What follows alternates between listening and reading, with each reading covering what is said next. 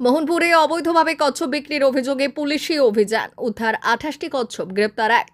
পশ্চিম মেদিনীপুর জেলার মোহনপুর থানার অন্তর্গত বৈতা বাজারে অবৈধভাবে কচ্ছপ বিক্রির অভিযোগে অভিযান চালালো মোহনপুর থানার পুলিশ।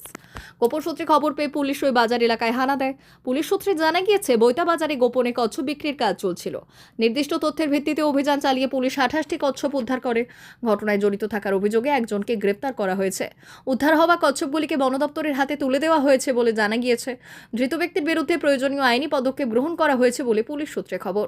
কচ্ছপগুলি কোথা থেকে আনা হয়েছিল এবং এই পাচার চক্রের সঙ্গে আর কারা কারা জড়িত রয়েছে তা খতিয়ে দেখতে ঘটনার তদন্ত শুরু করেছে মোহনপুর থানার পুলিশ।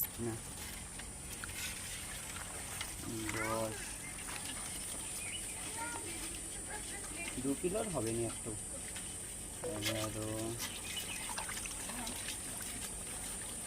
12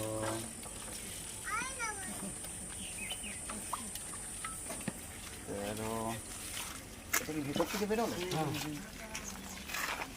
D news, Mohanpur.